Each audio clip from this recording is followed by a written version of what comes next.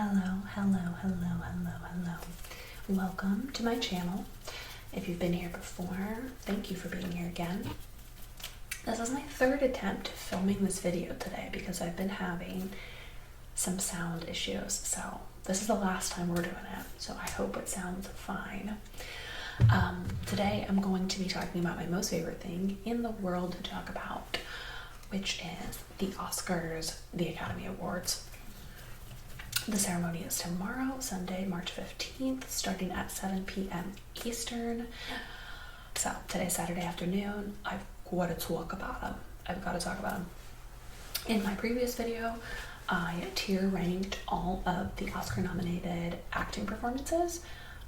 So all 4 of those categories and each of the nominees. So Best Actor, Lead Actor and Actress, and Supporting Actor and Actress. And I talked through those performances. So today I'm going to be focusing on the Best Picture nominees. I'm giving my personal ranking of all 10 films. Now, again, personal ranking, opinion being the operative words here. This is how I would rank them if I was filling out a rank choice ballot. I'm not a critic. I'm just a girl who watches hundreds of movies a year and has a lot of opinions. I ranked these based on my personal level of enjoyment as a viewer, not based on objective stuff, obviously, not based on what I think is the highest quality, the best movie, the most Oscar-worthy, none of that. Just based on the ones I liked. I would say and didn't like, but only number 10 is a film that I didn't like. The other 9 are a slate that I'm really into, and even number 10, not a bad movie, just not my thing. So this is a really good year. I'm really excited to talk about these with you. I've got my ballots here that I printed off from Letterboxd. I filled out a predictive ballot and a choice ballot. So after I do this ranking of best pictures, at the end, I'm gonna go through for all 24 categories and let you know who I think will win and who I think should win. And that's going to be more rapid fire, less opinion, just to give you like my final predictions and my choices for each category. So yeah, let's get into ranking the best picture nominees. So we're going to start with number 10. And my number 10, my least favorite this year is Frankenstein. So, unfortunately, I only got to watch Frankenstein at home on Netflix. And I do think that not getting to watch a film in theaters does ultimately impact how I feel about it and my viewing experience, which I'll talk about more with some of the other films on this list. So, taking this with a grain of salt. I will also say I'm not a fan of a creature feature, like a monster movie. I'm not a fan of Guillermo del Toro. So I kind of went into this not thinking it was going to be for me and not really like dying to watch it. But of course I'm going to watch it, right? So I gave this film a 2.5 out of 5 star rating, which is not a bad rating from me.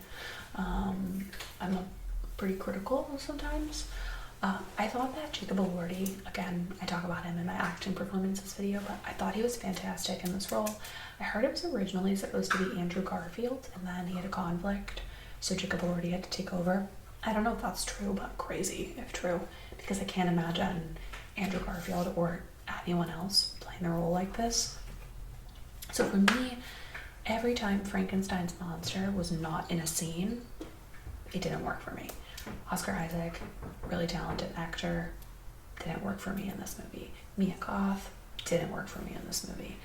I will say, like, all of the costuming, hair, makeup, like all of that stuff, I thought was really great. The screenplay was fine. I thought it was interesting, so you guys let me know if you agree or if you know what I'm talking about. But in the climax scene with like the clock tower, why did that look like the Wicked clock tower set? Like, I could not stop thinking about how it looked like Wicked to me. Am I crazy? That bothered me. Just the pacing of this, like, I don't know, it was lackluster. I probably won't ever watch it again. it was fine. The reason it has a 2.5 star, like that high of a rating, is for Frankenstein's monster himself.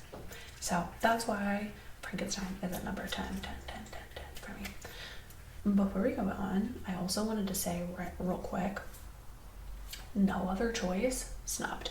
No Other Choice would be in my top 5 here. It absolutely deserved to be nominated for Best Picture, or at least international feature, and it got nothing, and I won't get over it, and I won't stop talking about it. So I just want to let you guys know that I love No Other Choice, and it belongs on this list. Clock it. Moving on. Number 9. My number 9 is The Secret Agent. I think this is an unpopular opinion. Now, I also did not get to see The Secret Agent in theaters. It was super limited release in my city.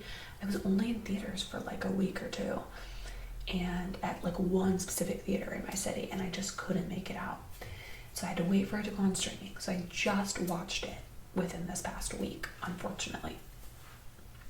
And I did like this movie. I did give it 3 stars, but I think, and maybe this is just me, I find it difficult to fully connect with a foreign film when I watch it at home. I just feel like in the theater I can really lock in. There's no distractions, and I can be really focused and not miss anything. And I feel like at home it's just so much harder to do. So that could be part of the issue that I had with this film. I will also say, now, I have no beef with a long movie. There are plenty of long movies on this list that are higher up, but I think The Secret Agent could have stood to be cut down about 45 minutes. It's around 2 hours and 40 minutes of runtime, and the pacing really struggled. I unfortunately had to watch this one in 2 sittings, which I don't like to do. I like to watch a movie full through with no pauses, the way that it's intended to be viewed. But this one, I was getting real sleepy, so I had to finish it the next day. And I think that probably had a factor. I thought Wagner Moura was great, and his castmates were good. I didn't have issues with acting performances, but I just didn't feel super connected to this one. If you guys watch my monthly movie videos, you know that a little bit more about my rating system, but 3 stars for me is like, this is a good movie, I would watch it again. But because I didn't feel connected to the story or the characters very much, it's really hard for this to be more than like a 3 star, because it didn't resonate with me personally. It was good. I thought the way that it was shot and like the color grading was really beautiful, and interesting, like how they did like a multiple timeline thing. I thought that was pretty cool, but ultimately not my favorite. Okay, so I'll put my numbers right. 8 is F1. I know. People are mad that this is in the lineup.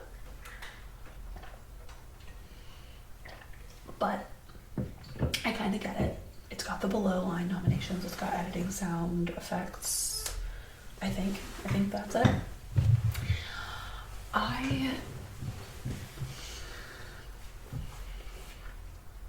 think this is a really good summer blockbuster.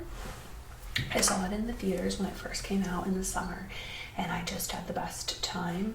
I will say, I do love movies where cars go zoom, things go boom, as I like to say. I like movies like this. So I had a fun time watching it, and Brad Pitt is fine in this. He is very handsome. He is okay in this. I think his co-star, whose name I cannot remember, what is his name? The other driver that he's in conflict with, who was awesome, who I feel like I've seen and loved in something else, but I can't put my finger on what it was. Anyways, they were good in it. It's a fun story. Like, it's mostly just like racing, and I thought that the sort of like production of this was really cool, like getting the full racetrack and this is a really immersive theater experience. That being said, I rewatched this at home this week. It does not hold up at home. You've got to have the sound and like the big screen with the racetrack. Like, I think if you watched this at home only, I can understand why you didn't like it. I can't understand why you don't think it belongs on this list, because the technical elements just do not shine at home the way that they do in the theater. So, like, when I saw it in the theater, it was a strong 3.5, and then watching it at home, I demoted it to a 3-star, which is maybe generous for the home viewing experience, but this is why I like to see movies in theaters, and generally when I don't get to see them in theaters, I just don't like them as much. So, but yeah, I thought it was good. I thought the soundtrack was good. The sound was wonderful. Like, visually, I really enjoyed myself, and there's like some storyline there, but the spotlight is the racing and the competition, like competitive, sportsy nature of it. You guys know I love sports movies, so that's number 8. Okay, let's get into number 7, which is Begonia. Okay.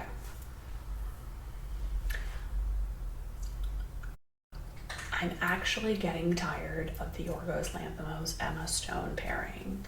I understand why it works and why they keep doing it, but like, can we free her? Can we let her do other stuff?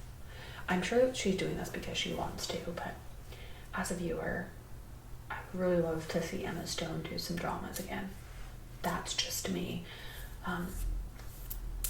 So we had Begonia, which I did enjoy aspects of. But what I will say is the reason that this is so high on the list is honestly for the acting performances and the score. The sci-fi elements, sure. The storyline, sure. But really the shining star of this film is Jesse Plemons, who I actually can't believe did not get a lead actor nomination.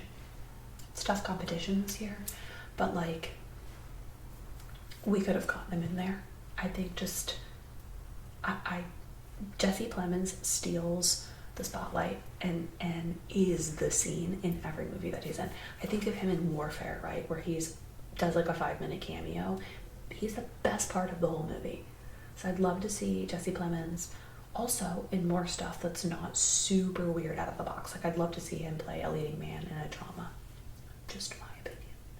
That's just my opinion. He was wonderful. His cousin, was it his cousin or his brother? The other male character in the film was great. Emma Stone was great. Again, I talk about her in my acting performance video.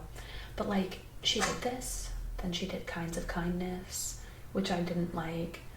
There was something else, right? Also after Poor Things. I did like Poor Things, but like, I'm just getting a little sick of this pairing, and I'm just not like a huge Yorgos fan. The genre heavy stuff can be tough for me sometimes, like the sci-fi weirdness. Oh, she was in Eddington. I hated Eddington, which I talked about. Eddington is like my worst movie of 2025. So I'm barely even talking about Begonia, I'm sorry. It has a good score, it has good acting performances. Most of the time I was watching it, I was kind of waiting for it to be over. But I did think it was interesting. Not really a Kate movie. So that's why it's at number 7. And again, the reason it's up that high is because the acting performances and the score was beautiful. It is nominated for Best Score, but I don't think it's going to win, unfortunately. Okay, let's talk about number 6. This is where it gets hard for me, because this top 6, I really like all of them, and so if you ask me on a different day, I might have a different order. But number 6 is a movie that I watched at home, and I feel like if I would have watched it in theaters, it may have been higher on this list, and it may have been a favorite, and that is Train Dreams. Train Dreams.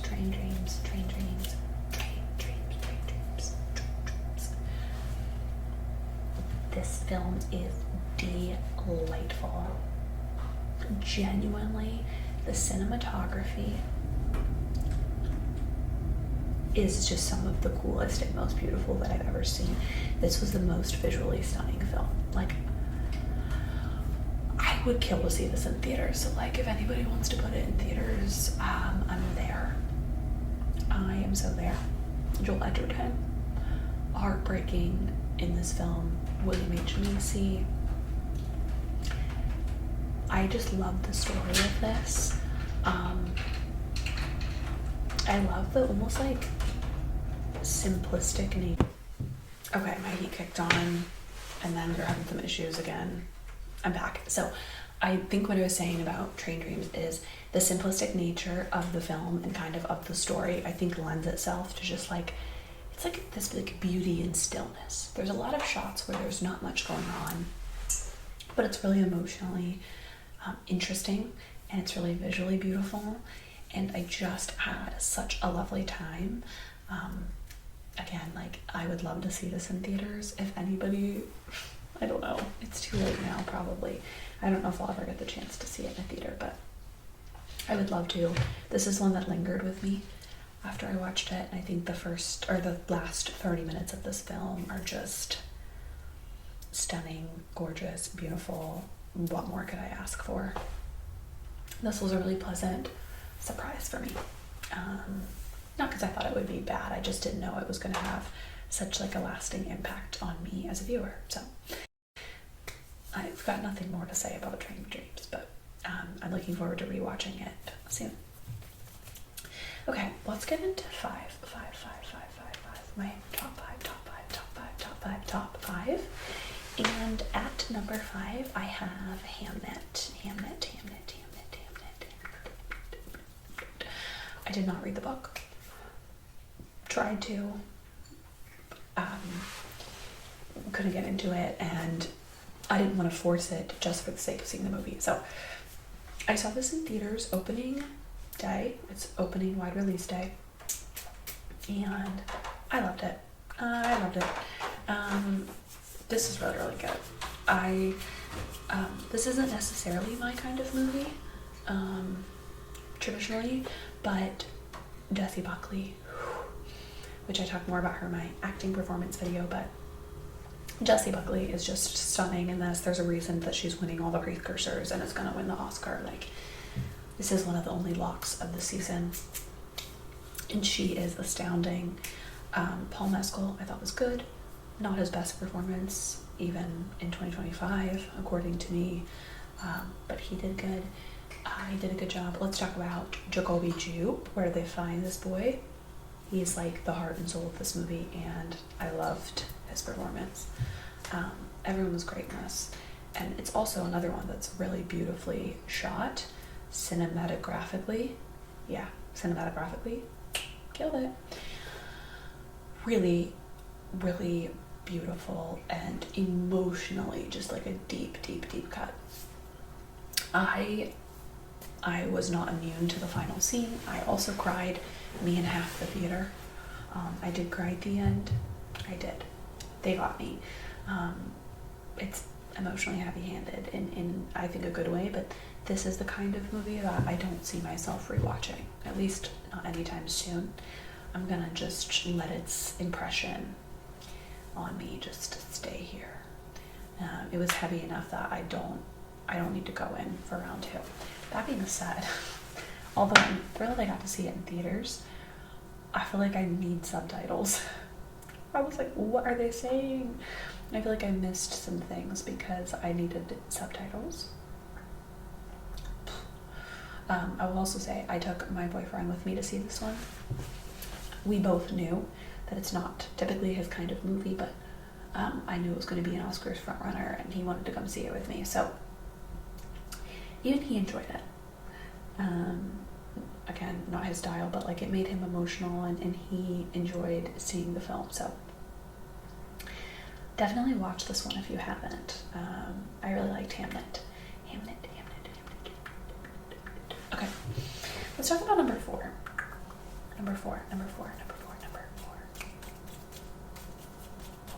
Which I also have not rewatched since I saw it in theaters, and that is Sentimental Value.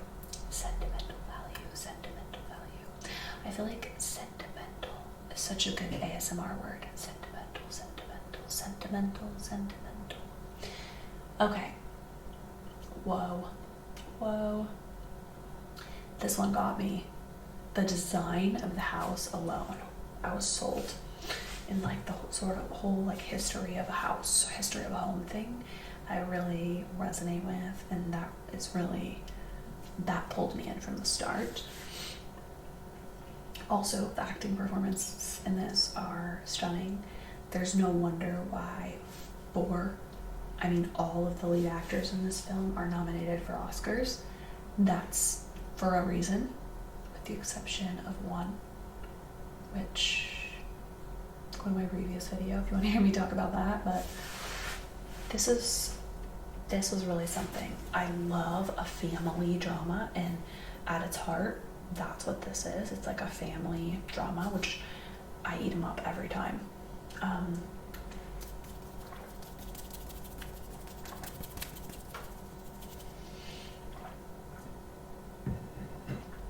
I thought this was just beautifully shot.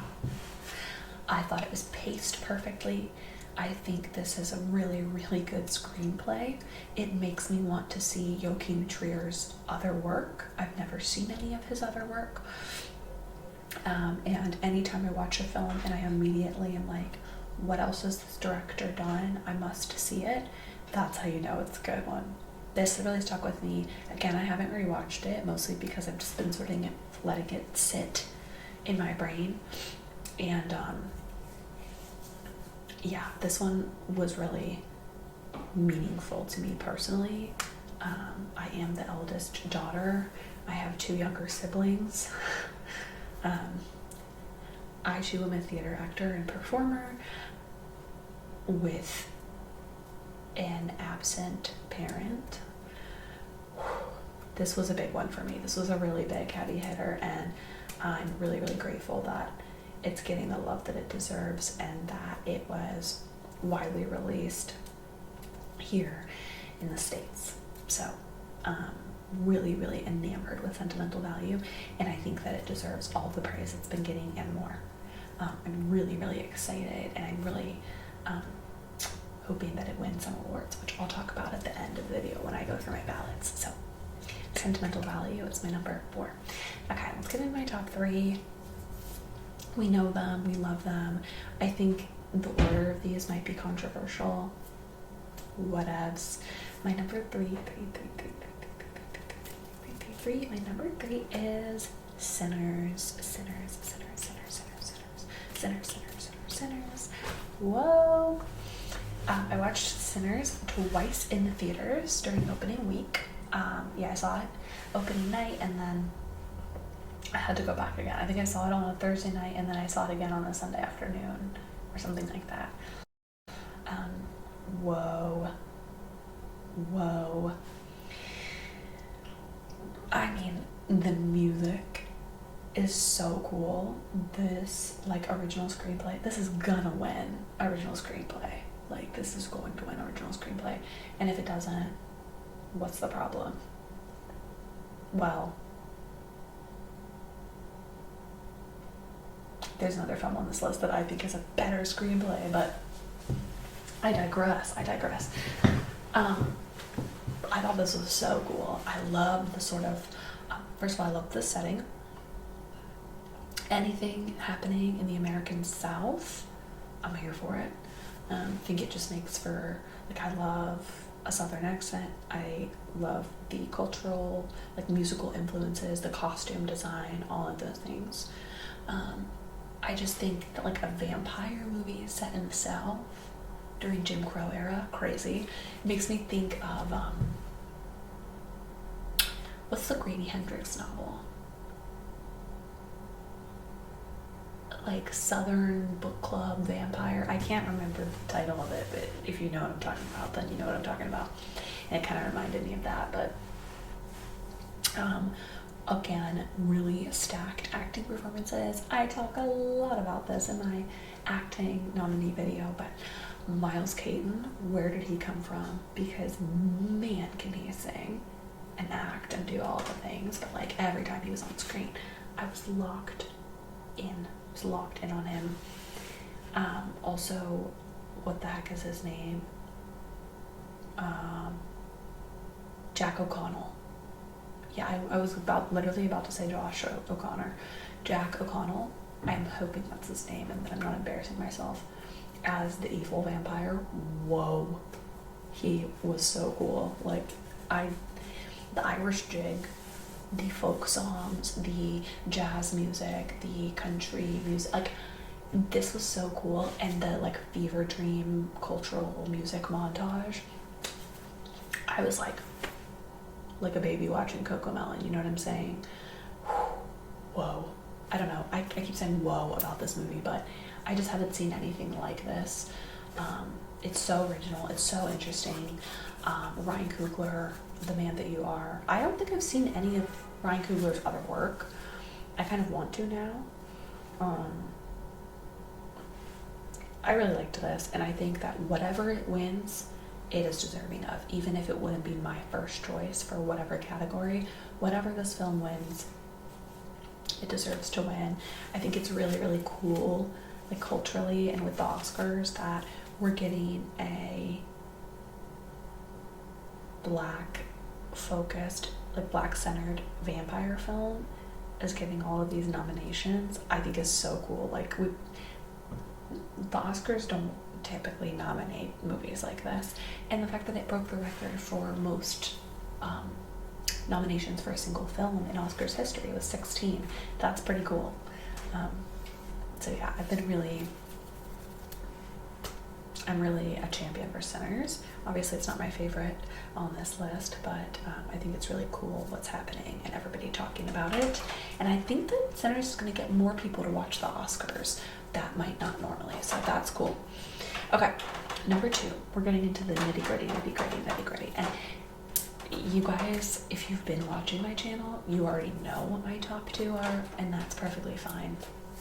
My number 2 is Marty Supreme. Marty Supreme.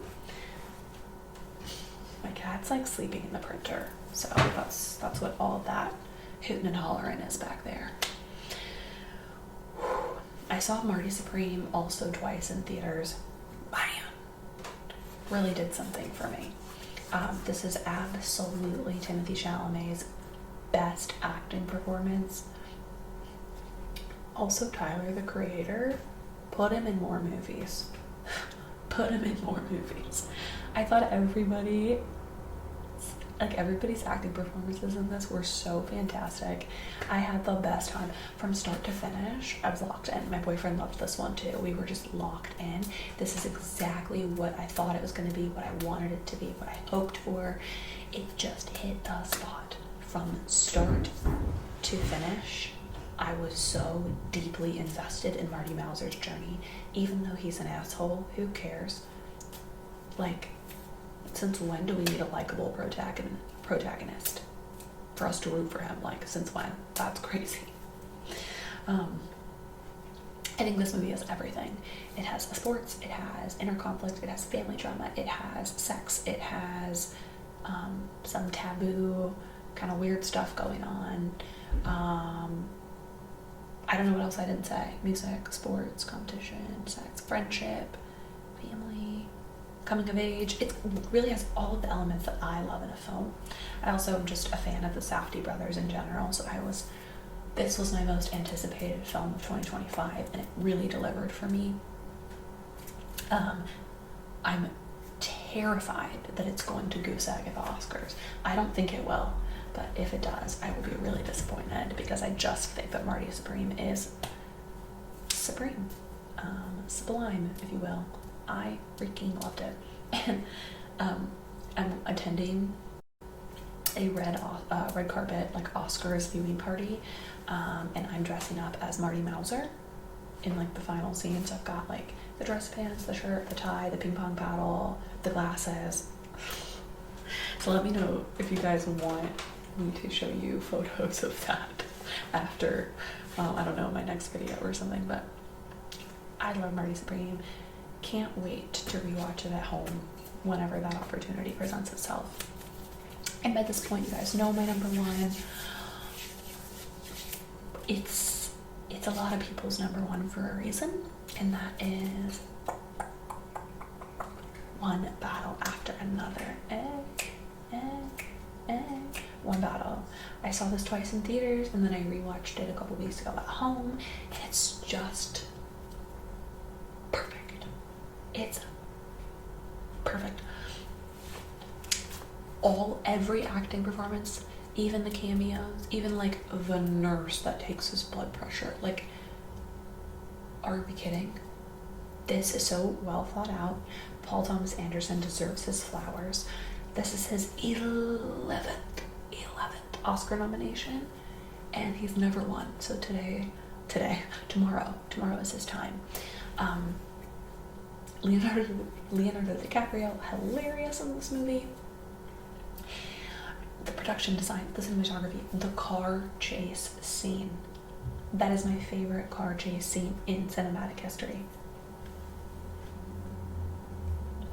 The characters, super interesting. The storyline, to me, super interesting. The musical choices in this, the Steely Dan needle drop, probably my favorite of the year. It's just perfect. The pacing is perfect. I have 0 notes. Honestly, this is like my version of a perfect film. I can't believe that we got so many incredible films in 2025. Like, how can 2026 possibly top that? This is the best film year that we've had in a while, I think. And there's plenty that I've talked about on this channel already that are not in the best picture lineup, but that could easily be there. Like, I just can't believe that's all happening. So that's my top 10. I'm gonna go through it one more time, and I'll pop it up on the screen here too, or maybe here, probably here. Number 10, Frankenstein. Number 9, Secret Agent. Number 8, F1. 7, Begonia. 6, Train Dreams. 5, Hamnet. 4, Sentimental Value. 3, Sinners. 2, Marty Supreme. And my number 1, my pick for Best Picture, is One Battle After Another. So let's talk about the ballot right quick. I'm gonna just be reading off in the order of the ballot. I'll do it in reverse order for fun, so that we end with acting and Best Picture. Okay, so for original screenplay, the nominees are Blue Moon, It Was Just an Accident, Marty Supreme, Sentimental Value, and Sinners. For my choice, what I think should win is Marty Supreme. What I think will win is Sinners. And I already told you that those are neck and neck for me. Adapted screenplay. Nominees are Begonia, Frankenstein, Hamnet, One Battle After Another, and Train Dreams. I think my pick to win, should win, is One Battle After Another, and will win. I predict One Battle After Another. For visual effects, nominees are Avatar, Fire and Ash, F1, Jurassic World Rebirth, The Lost Bus, and Sinners. For visual effects, my pick to win, should win, The Lost Bus, which I liked a lot. And what I think will win, I'm predicting Avatar, Fire and Ash. For sound, nominees are F1, Frankenstein, One Battle After Another, Sinners, and Surratt. Should win and will win, F1. Production design, nominees are Frankenstein, Hamnet, Marty Supreme, One Battle After Another, and Sinners. And again, my should win and will win are the same, with One Battle After Another. For Best Original Song, nominees are Dear Me from Diane Warren, Relentless, Golden from K-pop Demon Hunters, I Lied to You from Sinners, Sweet Dreams of Joy from Viva Verdi, and Train Dreams from Train Dreams. My pick to win is I Lied to You from Sinners, but Golden will win. Can't Stop K-pop. Best Original Score, Nominees are Begonia, Jersey Fendrix, Frankenstein, Alexander Desplat, okay, Hamnet, Max Richter, One Battle After Another, Johnny Greenwood, and then Sinners, Ludwig Göransson. My should win and will win is Ludwig Göransson for Sinners. Maybe it's Göransson. Sorry about that. Makeup and hairstyling. Nominees are Frankenstein, Kokuo, Sinners, The Smashing Machine, and The Ugly Stepsister. And again, my should win and will win are two people, or Frankenstein. Sorry, I was reading the category above. Okay, live action short film. I do not partake in this category, but I will tell you my prediction based on research. Nominees are Butcher Stain, A Friend of Dorothy, Jane Austen's period drama, The Singers, and Two People Exchanging Saliva. And I believe Two People Exchanging Saliva will win. For international feature film, nominees are Secret Agent, It Was Just an Accident, Sentimental Value, Surat, and The Voice of Hind Rajab. My should win and will win are both Sentimental Value for this one. Film editing. Nominees are F1, Marty Supreme, One Battle After Another, Sentimental Value, and Sinners. My should win and will win is One Battle After Another. Documentary short film. I don't watch these either, so I'll just give you my prediction. Nominees are All the Empty Rooms, Armed Only with a Camera, Children No More, The Devil is Busy, and Perfectly a Strangeness. My prediction is All the Empty Rooms. Same with documentary feature. I've only watched one on this list. Nominees are Alabama Solution, Come See Me in the Good Light, Cutting Through Rocks, Mr. Nobody Against Putin, and The Perfect Neighbor, and I think The Perfect Neighbor will win. Directing. Nominees are Chloe Zhao for Hamnet, Josh Safdie for Marty Supreme, Paul Thomas Anderson for One Battle, Joachim Trier for Sentimental Value, Ryan Coogler for Sinners. I think should win and will win Paul Thomas Anderson for One Battle. Costume design. The nominees are Avatar, Fire and Ash, Frankenstein, Hamnet, Marty Supreme, and Sinners. For should win, my choice is Sinners, and for will win, I predict Frankenstein. Cinematography. Nominees are Frankenstein, Marty Supreme, One Battle After Another, Sinners, and Train Dreams. Should win, my choice is Train Dreams, but I predict One Battle After Another will win. Let's go to casting, the new category this year. Nominees are Hamnet, Marty Supreme, One Battle After Another, The Secret Agent, and Sinners. Should win, my pick is Marty Supreme, and will win, I predict Sinners. Animated short film. I don't watch these because I'm not an animation fan, but the nominees are Butterfly, Forever Green, The Girl Who Cried Pearls, Retirement Plan, and The Three Sisters. I predict Butterfly will win. Animated feature film. I didn't watch these either.